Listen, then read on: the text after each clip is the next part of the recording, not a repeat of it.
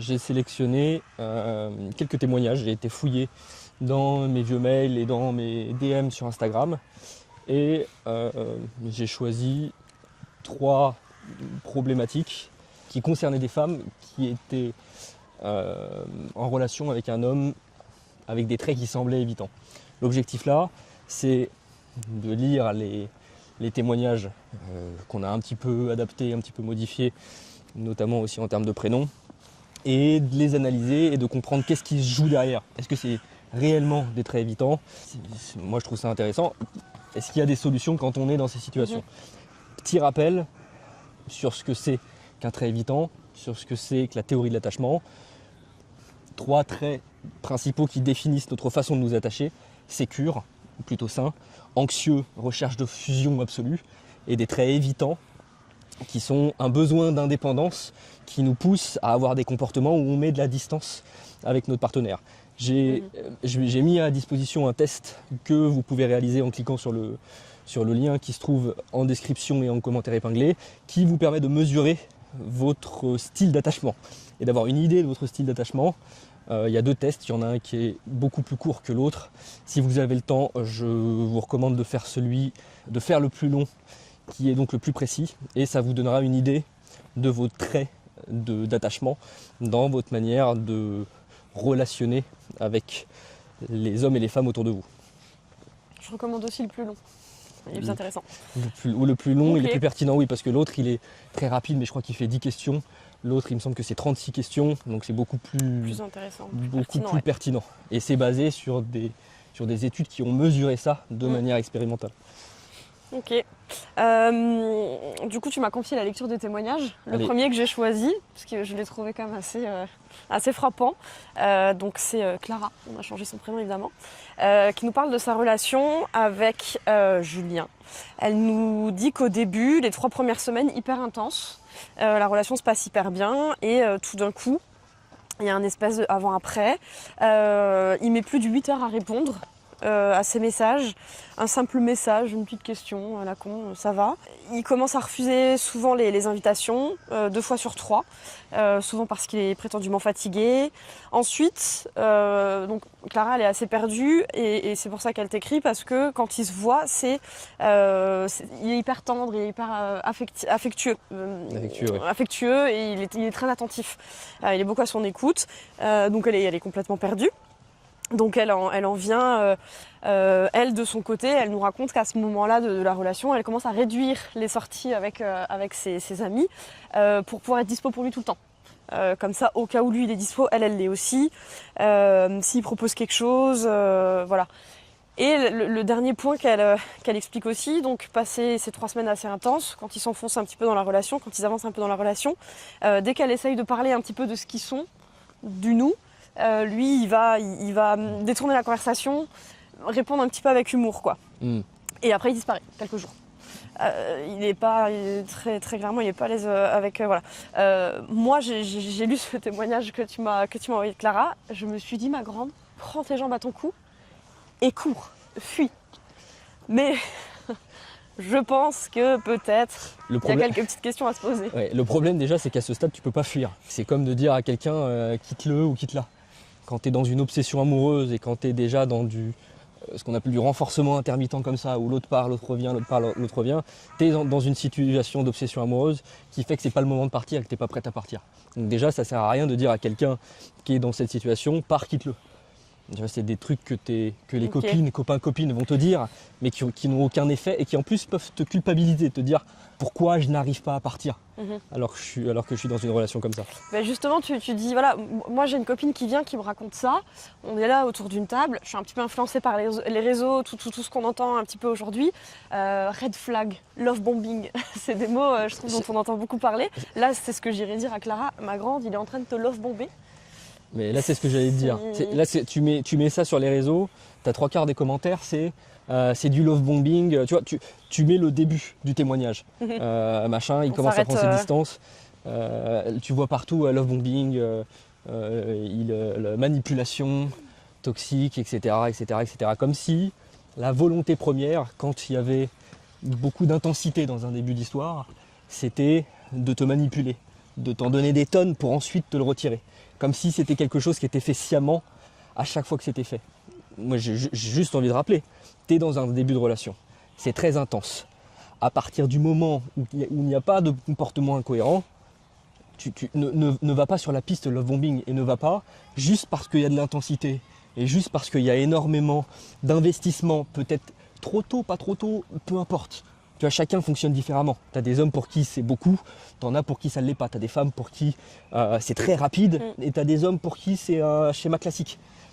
Tu vois, mais si tu vois ça sous le prisme du attention, je vais me faire manipuler, et je peux comprendre parce que je sais ce qu'il y a derrière. Et souvent, les femmes qui font attention à ça, c'est qu'elles ont rencontré ces schémas-là régulièrement. Voilà, c'est ça. Et du coup, elles établissent une causalité entre énormément d'intensité et de sentiments au début, et il va me la mettre. Et justement, comment je fais la différence? Alors moi, je me mets à la place de cette pauvre Clara. Comment je sais si c'est un trait de sa personnalité? S'il a peut-être il est un petit peu évitant, il est comme ça. Il est comme ça, il n'est pas hyper à l'aise avec exprimer ses sentiments. Parfois, il a besoin de temps pour lui. Si tu lui poses une question bateau, parce que là, on a quand même la version que de madame. Peut-être que lui, de son côté, il se fait harceler de messages. Il se dit, bon, on va laisser un petit peu de temps pour lui faire comprendre que voilà, moi j'ai besoin de mon temps, j'ai une grosse journée au boulot, il faut qu'elle comprenne aussi. Lui, il peut avoir 1000 raisons de mettre 8 heures à répondre. Comment je fais la différence entre c'est un trait de sa personnalité, il fonctionne comme ça, il est comme ça, et oula, il le fait exprès quand même là. 3 semaines et puis d'un coup plus rien. Comment on sait finalement? Moi je suis Clara, comment je prends du recul sur moi-même et comment je sais si c'est un trait de sa personnalité ou s'il me prend pour une... Déjà quand tu lui en parles, qu'est-ce qu'il te dit? Quand tu lui en parles, et déjà aussi comment est-ce que tu lui en parles? Parce que si tu viens à lui envoyer par texto, à lui faire une remarque sur sa façon de se comporter, en plus dans un début de relation, le type en face, il suffit qu'il ait un style plutôt évitant, tu vas le braquer, il va tomber dans ce qu'on appelle la réactance, c'est-à-dire qu'il va sentir que son indépendance et que son intimité est menacée. Il va établir des stratégies de désactivation. Donc là, il va commencer à couper, il va commencer à avoir des comportements qui sont de plus en plus, qui mettent de plus en plus de la distance entre toi et lui. Donc tu vois, il y a la façon aussi d'amener les choses. Surtout sur des sujets qui peuvent être intimes, sensibles comme cela, c'est des choses que tu fais déjà en face. En face à face, c'est pas en envoyant un texto. Mais la première chose, effectivement, c'est de voir comment est-ce que lui, il réagit à ça. Quand toi, tu lui fais part de ce que tu repères comme étant une incohérence, comment est-ce qu'il l'explique?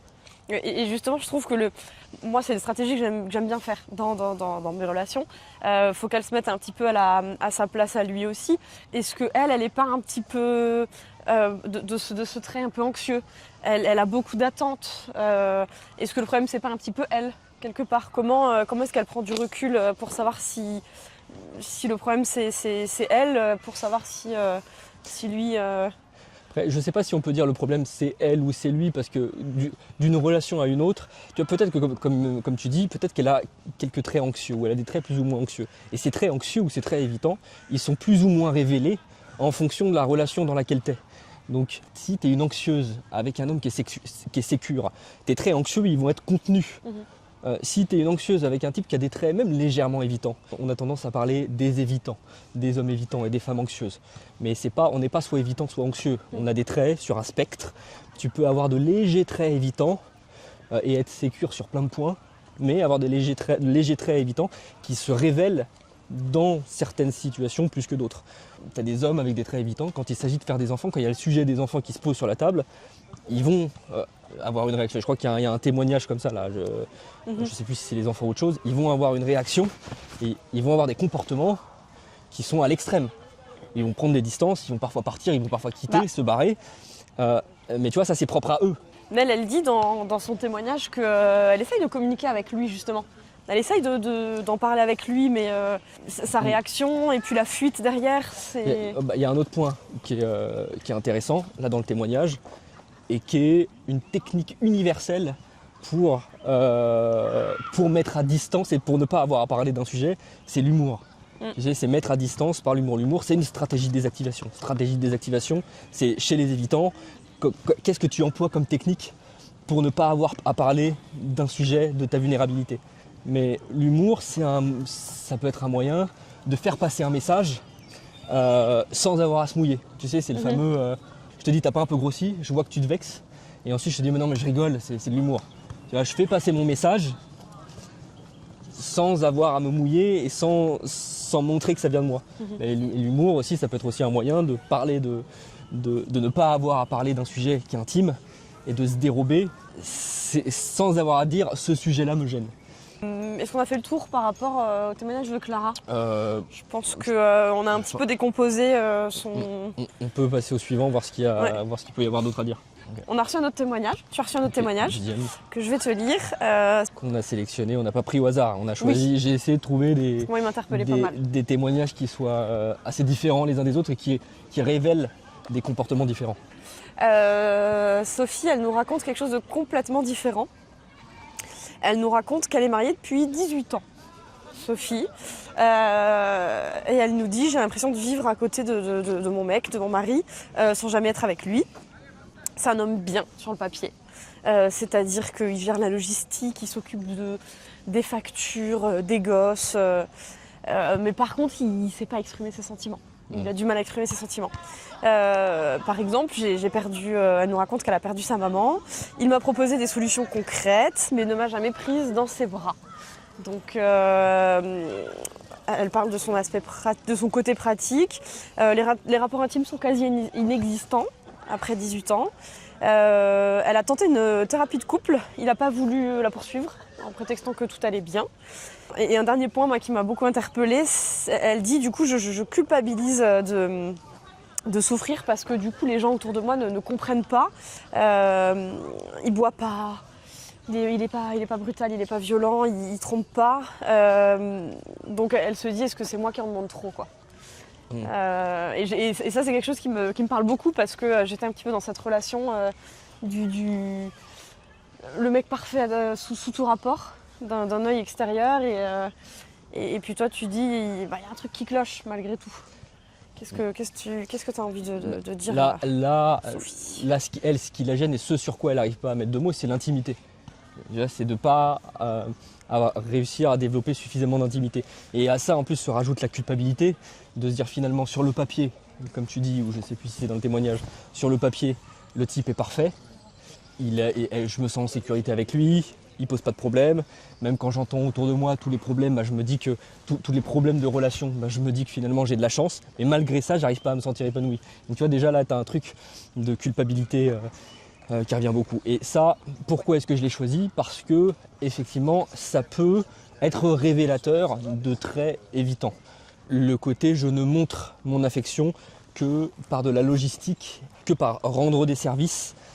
Tu vois, ça c'est typique. Un des langages de l'amour. C'est typique, c'est un des langages de l'amour et c'est typique d'une manière de fonctionner des évitants qui montrent leur affection, non pas par forcément de la sexualité, du toucher, des mots doux, mais par le fait de rendre des services, par le fait de gérer la logistique, par le fait de libérer l'autre sur le plan de la charge logistique. Et ça va être un moyen de montrer son amour. Dit comme ça, c'est pas très romantique, mais c'est comme ça que fonctionnent ces hommes ou ces femmes évitantes, parce que bien évidemment, des femmes évitantes, il y en a aussi. Il y en a moins, mais il y en a aussi. C'est une des façons de montrer pour l'autre son affection. Oui, c'est parmi les traits, on va dire, il y a le fait d'exprimer son amour par rendre service, quoi. Et moi, je me pose une question quand je lis son témoignage. Je pense pas que le brave homme, il ait changé du jour au lendemain. Il a sûrement été comme ça depuis toujours. Elle l'a sûrement choisi comme ça. Elle l'a sûrement aimé, cet aspect de sa personnalité. Exactement. Pourquoi, comme ça, tout d'un coup, d'un coup ou pas, après 18 ans, il y a un truc qui se brise. Ça dépend de leur histoire. Ça, tu vois, on n'a pas toutes les pièces du puzzle. Mais effectivement, ce serait intéressant, cette femme-là, il serait intéressant de se poser la question. Pourquoi est-ce que, jusqu'à maintenant, ça me posait pas de problème, voire c'était peut-être même parfois quelque chose que j'aimais chez lui. Tu sais, quand tu as vécu peut-être des années avec quelqu'un qui n'était pas du tout là pour toi et qu'ensuite tu tombes sur un homme totalement différent qui a cette qualité, au début tu vas survaloriser cette qualité, le fait qu'il soit là pour te rendre des services, ça va être quelque chose d'exceptionnel. Donc, et qu'est-ce qui fait que, parce qu'il me semble qu'elle est restée plusieurs années avec lui, qu'est-ce qui fait qu'au bout d'un moment, il y a ce switch et je me rends compte que ça ne me suffit plus. Et je me rends compte que je mets beaucoup plus l'accent sur le besoin d'intimité et de lien intime avec lui que sur ce qu'il m'apportait avant. Ça, ce serait intéressant de creuser de ce côté-là. Après, on peut émettre des hypothèses. Tu vois, je pourrais te donner une réponse toute faite. Mais en réalité, ça, c'est quelque chose qui est très propre à leur histoire. Il faudrait creuser de ce côté-là. Ouais. Donc du coup, si ce truc a été présent depuis toujours et que c'est même quelque chose qu'elle a apprécié chez lui, est-ce qu'il n'y a pas un effort à faire de son côté? C'est pareil, moi je suis toujours du genre, mettons un peu d'eau dans notre vin. Est-ce que Sophie, est-ce qu'elle peut se forcer à apprécier ce trait de sa personnalité? Comment est-ce qu'elle peut inverser un peu la tendance pour réapprécier retomber amoureuse de ce trait de personnalité qui est d'être serviable? Se forcer, je sais pas, si au bout d'un moment, si ça devient beaucoup trop pesant, surtout en plus, là le cas, je trouve il est vraiment intéressant parce qu'il y a ce côté de culpabilisation de j'ai pas le droit de me plaindre. Ouais. Finalement, je suis avec l'homme parfait sur le papier et quand je vois tout ce qu'il y a autour, j'ai pas le droit de me plaindre. Donc je trouve que c'est particulièrement difficile, surtout pour elle. Et après, effectivement, il faut réussir faut se poser la question, on disait qu'est-ce que j'aimais chez lui au début dans toute cette phase de relation où ça fonctionnait et d'essayer autant que possible de capitaliser là-dessus. Alors bien sûr, je ne le mentionne pas, mais évidemment que ça t'en parle avec ton partenaire. Ça va dépendre aussi des efforts que tu vas faire avec l'autre, que l'autre va faire avec toi, de sa capacité à comprendre que c'est quelque chose qui pour toi est gênant. Lui, en plus ça va pas être évident parce que lui, ils ont toujours fonctionné comme ça. Donc tu vois, tu as toujours fonctionné comme ça. Un jour, il y a ta femme qui se tourne vers toi et qui te dit mais ça me suffit plus cette manière de fonctionner. Je me sens pas. Une thérapie. Voilà ça. Je me sens pas assez intime avec toi. Le type là va se dire mais je comprends pas. Ça t'a toujours suffi. Qu'est-ce qui fait que là ça ne te suffit plus? Et pareil, il va falloir essayer de creuser, d'essayer de comprendre pourquoi. Quel a été le point de bascule qui a fait que ça ne suffit plus? Ouais, c'est ça, c'est une fois de plus pour avoir été dans cette situation, c'est de se dire mais en fait tout va bien, il est top, il s'occupe de tout, il s'occupe des enfants, il s'occupe de la logistique, mais moi il y a quelque chose qui me manque, c'est difficile de mettre des mots là-dessus. Comment je lui en parle? Il veut pas faire de thérapie. C'est difficile de mettre des mots là-dessus, mais c'est important de mettre des mots là-dessus. Il y a un petit travail du côté de Sophie à faire. Lui ne va pas faire ce travail à ta place. Lui ne va pas être capable de mettre des mots là-dessus. Donc si toi, tu n'arrives pas à mettre des mots sur ce qui te bloque, et là, je te dis, c'est un problème du côté de l'intimité. Mais tu vois, même de dire que c'est un problème d'intimité, c'est trop général. Il faut réussir, et surtout quand tu parles à un homme avec des traits évitants, il faut réussir à mettre des mots qui soient précis. Tu sais, lui, c'est ça, les hommes de manière générale, c'est très logique, au sens très cartésien, dans le sens, c'est quoi le problème? Pour que je puisse trouver une solution, il faut que je cible le problème. Pour que je cible le problème, il faut que je sache exactement d'où il vient, et ensuite, comment est-ce qu'on résout le problème? Tu vois, cette vision très masculine des choses, tu la retrouves très fortement du côté des hommes évitants, qui ne sont pas dans l'écoute de leurs émotions, et dans réussir à percevoir la sensibilité chez la femme, qu'est-ce qui fait qu'elle est sensible, etc. Non, il faut que les mots soient clairs, et explicites surtout, explicites. Ouais, c'est compliqué pour Sophie. Hein. C'est le cas de Sophie est compliqué. Le cas de Sophie. Mais moi je le trouve... Ça fait 18 ans qu'elle est avec un évitant et puis tout d'un coup... Celui-là je le trouve intéressant, tu vois, je trouverais intéressant de creuser. De développer. En fait, là j'aime bien parce qu'il y a matière à creuser. On a des éléments, mais on pourrait avancer un peu plus, si on en avait plus. Ok. Donc Sophie, si tu veux nous envoyer un petit complément, si tu te reconnais, envoie-nous un peu plus de détails. Mais ça c'était dans les mails ou dans les DM. Ok, est-ce que je passe au témoignage suivant? Je t'écoute. Ensuite, je reçois un message de Faiza qui me parle de Thomas. Elle me dit, voilà, Faiza, elle raconte... Je dis comme si c'est moi qui avais reçu les messages, mais vous avez compris. Avec Thomas, ça fait 5 fois qu'on se sépare, en 3 ans. Donc Faiza, elle raconte ça, moi ça me fait beaucoup rire, entre guillemets. Le scénario est toujours le même, c'est stable pendant un mois. Puis tout d'un coup, il commence à se sentir étouffé par des petites choses anodines. Là, pareil, un petit peu que le premier témoignage, le petit message, une petite question sur son emploi du temps, etc. Et le voilà qui se braque, qui part pour se retrouver. Il donne plus de nouvelles, donc j'imagine que c'est là qu'elle dit rupture. Et quelques semaines plus tard, c'est long, quelques semaines, il revient avec des excuses et des promesses. Je vais changer, Faiza, je t'aime, ça ira mieux. Elle l'aime, alors elle y croit à chaque fois. Même si ses amis ne veulent plus en entendre parler, elles en ont ras-le-bol de la ramasser à la petite cuillère tout le temps. Elle sait qu'elle est dans ce schéma-là, mais elle n'arrive pas à s'en détacher. Et elle commence à se poser la question, elle met les mots un petit peu dessus, de dépendance affective. Qu'est-ce que tu en penses ? Je pense que moi, la première question que j'ai envie de me poser, c'est est-ce qu'il n'y a pas quand même quelque part ce truc d'intensité dans la relation qui fait qu'elle reste ? Ça, t'as un renforcement du fait qu'effectivement ce soit jamais totalement terminé. Et quand une relation n'est jamais totalement terminée et que tu la suridéalises, effectivement, tu es toujours dans ce truc d'espérer quelque chose. C'est comme les deuils. Et, je sais plus si c'est avec toi qu'on avait parlé de ça, mais le deuil d'un quelqu'un, voilà, c'est ça, une famille qui perd, un enfant qui disparaît, s'il n'est pas mort et si tu n'as pas la preuve qu'il est mort, ton deuil tu le fais jamais.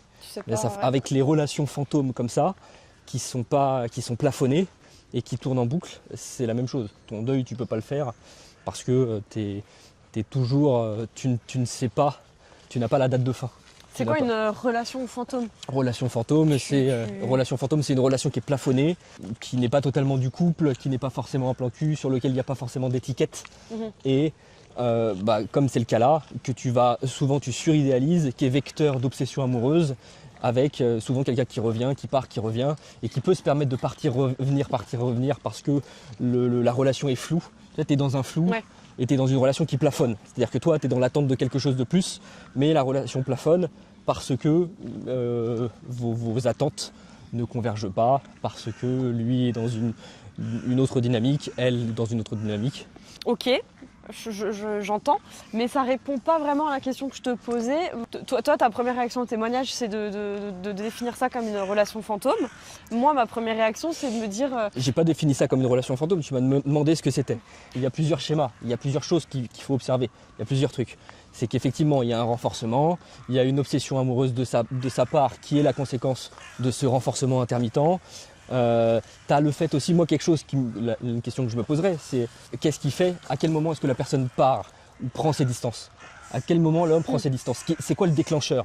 Et il y a souvent un déclencheur, il y a souvent quelque chose qui fait qu'il prend ses distances. Et là, on n'a pas assez d'informations pour savoir qu'est-ce que tu lui dis. Ça peut être quelque chose que tu lui dis ou ça peut être quelque chose que lui perçoit dans la relation ou un événement qui se produit. Tu vois, je vais te donner un exemple.